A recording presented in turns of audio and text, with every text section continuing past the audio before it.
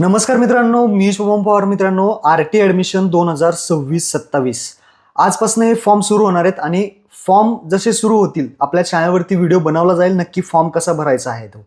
तर तत्पूर्वी या आरटी ॲडमिशनचे जे मोठे बदल करण्यात आलेले आहेत ते या व्हिडिओमध्ये तुम्हाला सांगणार आहे. आरटी ॲडमिशनमध्ये आता नवीन जो मोठा बदल करण्यात आला आहे तो म्हणजे कागदपत्रे तुम्हाला अपलोड करावी लागणार आहेत. आता ती कागदपत्रे नक्की कोणकोणती आहेत, नवीन शासन परिपत्रक आलेलं आहे त्यामध्ये आपण थोडक्यात समजून घेणार आहे. आणि त्यासोबतच जे काही शाळेचं अंतर आहे ते सुद्धा कमी करण्यात आलेले आहे. तर कागदपत्रे नक्की कोणकोणती आहेत, शाळेचं अंतर काय आहे, काय महत्त्वपूर्ण बदल आहे या व्हिडिओमध्ये जाणून घेऊयात. तर चॅनलवरती पहिल्यांदा आला असाल तर चॅनलला सबस्क्राईब करून ठेवा. आरटीचे जे व्हिडिओ आहेत तुम्हाला सर्व आपल्या चॅनलवरती भेटून जातील. तर चला मित्रांनो, व्हिडिओ सुरू करूयात.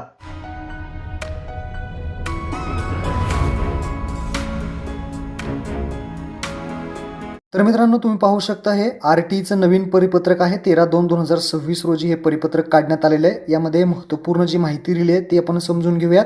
तर विषय पहा, बालकांचा मोफत व सक्तीचा शिक्षणाचा अधिकार अधिनियम 2009 नुसार दुर्बल व वंचित घटकांकरिता 25% ऑनलाईन प्रवेश सन 2026-27 प्रक्रियात सुधारित नवीन ज्या काही सूचना आहेत त्या काढण्यात आलेल्या आहेत. काय काय महत्त्वपूर्ण बदल आहे ते इथे समजून घेऊयात. सर्वात प्रथम ऑनलाईन अर्ज करण्याची जी सुविधा आहे, ऑनलाईन प्रक्रिया आहे ती या वेबसाईटवरती सुरू होणार आहे आणि ही प्रक्रिया 17/2/2026 ते 10/3/2026 पर्यंत असणार आहे. या अगोदर आपण व्हिडिओ बनवला होता, त्याच्यामध्ये सगळी माहिती तुम्हाला सांगण्यात आली होती. सगळी माहिती सेमच आहे, फक्त आता थोडा जो बदल आहे त्या दोन घटकांमध्ये झालेला आहे. पहिला जो बदल आहे तो म्हणजे हा 4 नंबरचा पॉईंट, ज्यामध्ये बालकांच्या पालकांना त्यांच्या निवासस्थानाच्या ठिकाणाहून म्हणजे तुमच्या घरापासून 1 किलोमीटर किंवा त्यापेक्षा कमी अंतरावरती शाळा आरटी पोर्टलवरती दिसणार आहेत, म्हणजे निवडतात येणार आहेत तुम्हाला. पहिलं काय होतं तर 3 किलोमीटरचा नियम होता. 3 किलोमीटर शाळा तुम्ही आतमधल्या तुमच्या घरापासून 3 किलोमीटरमध्ये जेवढ्या शाळा येतील तेवढं तुम्ही ॲड करू शकत होता.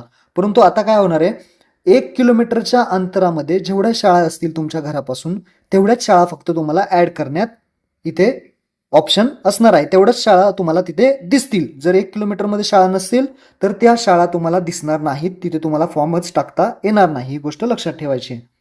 त्यानंतर बाकीच्या 10 शाळा वगैरे तुम्ही जास्तीत जास्त निवडू शकता. हे पहिल्यापासूनच हा नियम आहे. आणि इथे कागदपत्रांचा एक बदल करण्यात आलेला आहे. पहिलं कसं होतं, फॉर्म भरताना तुम्हाला कुठलेही कागदपत्र लागत नव्हती, परंतु आता कागदपत्र तुम्हाला फॉर्म भरतानाच इथे अपलोड करावी लागणार आहेत. आता फॉर्म भरताना कोणकोणती कागदपत्रे अपलोड करावी लागणार आहेत ते इथे समजून घ्या. बालकांच्या पालकांनी आरटी 25 अंतर्गत ऑनलाईन अर्ज भरतेवेळी खालील कागदपत्रे अपलोड करणं अनिवार्य आहे. पहिलं आहे बालकांच्या पालकांचे म्हणजे काय, आई किंवा वडिलांचं आधार कार्ड इथे अनिवार्य करण्यात आलेलं आहे. आणि जर अनाथ मुलगा किंवा मुलगी असेल, अनाथ असेल तर जे पालक त्यांचा सांभाळ करतायत त्यांचे आधार कार्ड अनिवार्य आहे. त्यानंतर 2 नंबरला आहे बालकांच्या जन्माचे प्रमाणपत्र म्हणजे बर्थ सर्टिफिकेट आणि वास्तव्याचा पुरावा जे काही ॲड्रेस प्रूफ म्हणतो आपण, तो इथे अनिवार्य आहे. त्यानंतर जर ॲड्रेस प्रूफ नसेल, म्हणजे एखाद्या दुसऱ्या ठिकाणी राहत असाल, तिथला ॲड्रेस तुमच्याकडे काय नसेल, तर भाडे तत्वावरती राहणाऱ्या पालकांच्या बाबतीत ते सांगितलंय दुय्यम निबंधक कार्यालयाचा नोंदणीकृत भाडे करारनाम्याची प्रत आवश्यक आहे. सर्व घटकांना अनिवार्य आहे. म्हणजे रजिस्टर रेंट ॲग्रीमेंट तुम्हाला लागणार आहे. रजिस्टर रेंट ॲग्रीमेंट इथे अनिवार्य आहे. साधं नोटरी वगैरे करून चालणार नाही. रजिस्टर ऑनलाईनवालं रेंट ॲग्रीमेंट काढणं गरजेचं आहे जर तुम्ही भाडेतत्वावरती राहत असाल तर.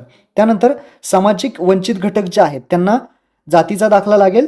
तो लहान मुलाचा किंवा मुलीचा असेल किंवा वडिलांचा सुद्धा चालणार आहे.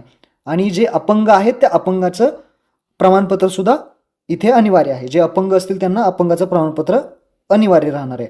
परराज्यातले जर असेल कोणी बाहेरच्या राज्यातले, ते इथे ग्राह्य धरण्यात येणार नाही. त्यांना इथे फॉर्म भरता येत नाही, लक्षात ठेवा.